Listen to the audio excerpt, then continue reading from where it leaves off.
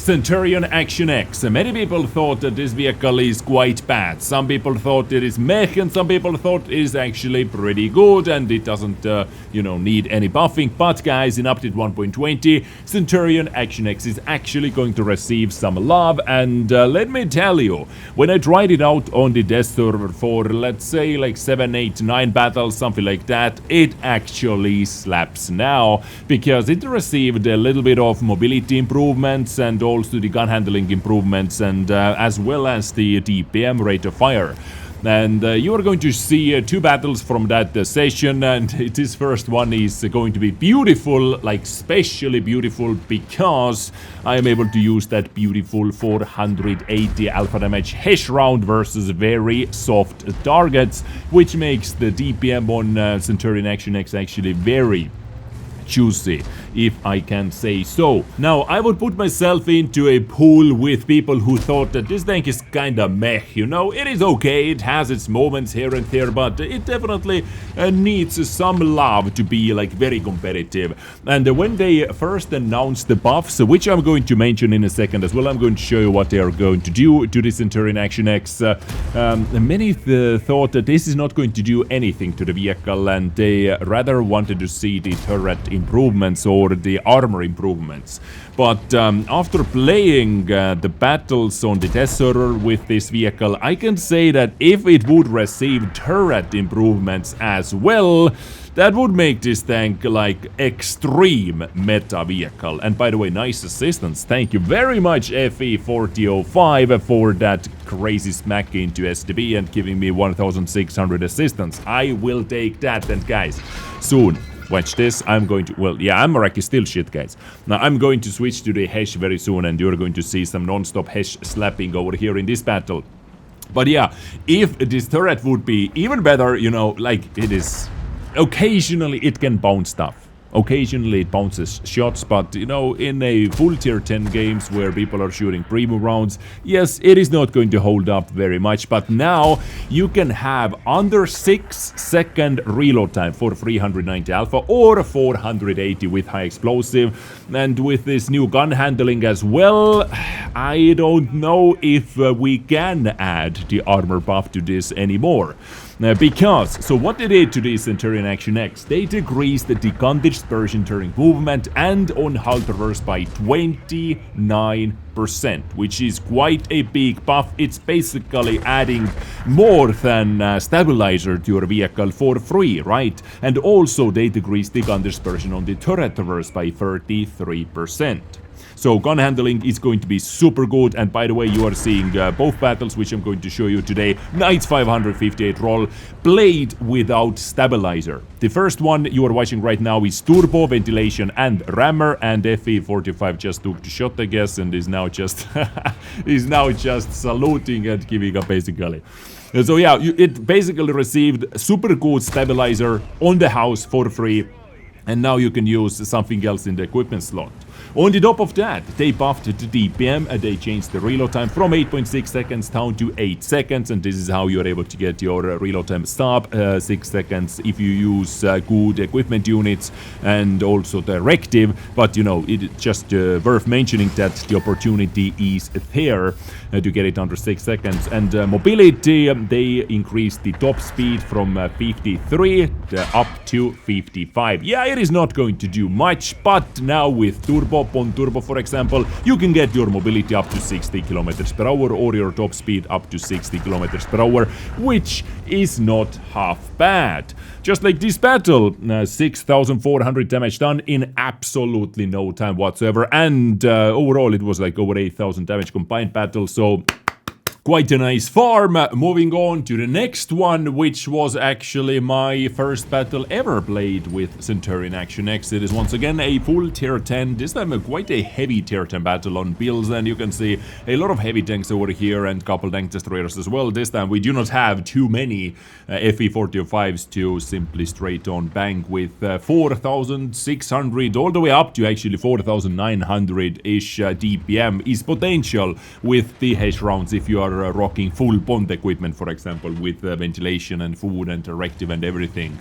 but with let's say bounty and without the directive it is 4,600, and with the standard rounds it is 3,700. So very juicy DPM definitely on this newly buffed Centurion Action X. And now talking about the turret, or coming back to the turret, what many players actually wanted to see getting buffed first and foremost on this vehicle, and I can say I was the same, wanted to see the turret getting buffed because it is quite weak, you know, let's be honest over here. In tier 10 games, most of the tier 10 tanks are able to penetrate your turret face on.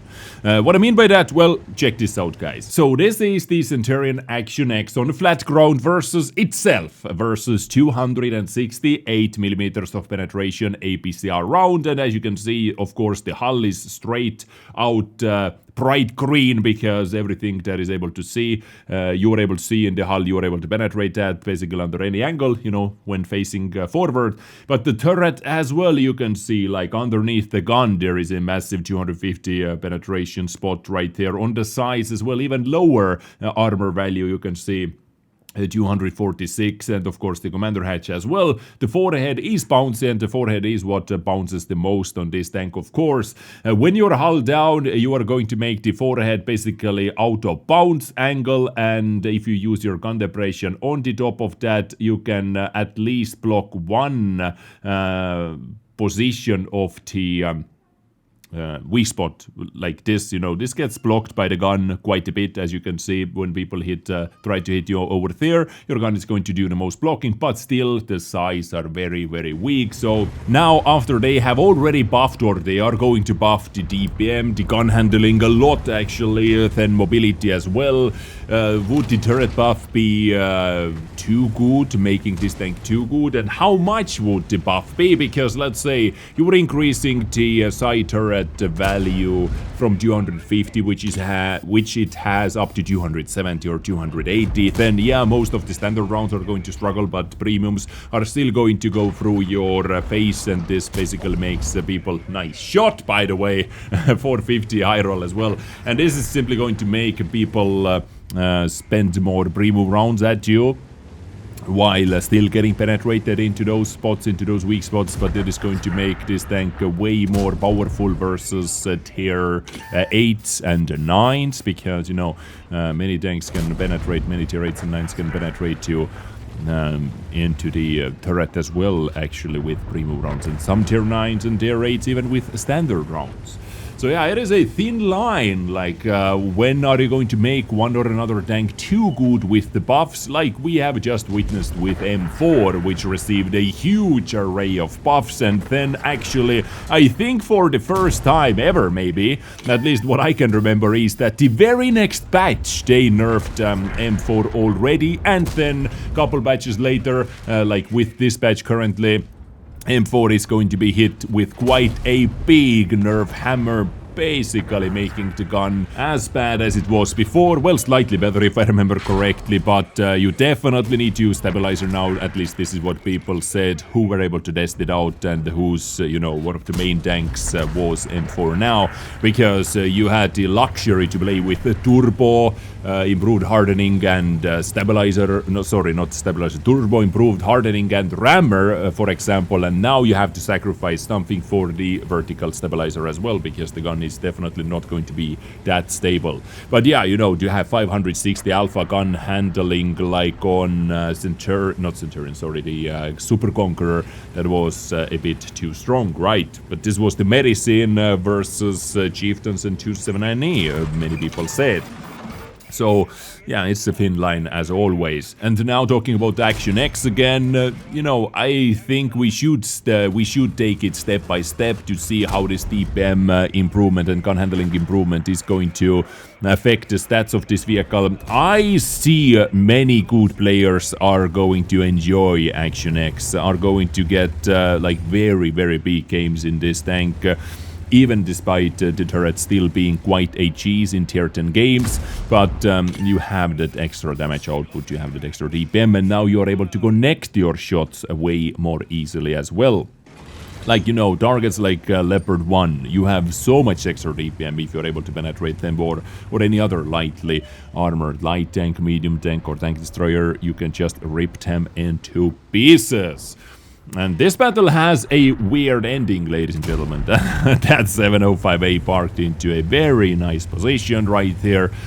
Just when I was about to take my shot into STB. And everyone in my team, including me, were thinking that EBR is hiding at A1. Somewhere over there in the bushes is staying very, very quiet. But guys, that EBR is very freaking sneaky.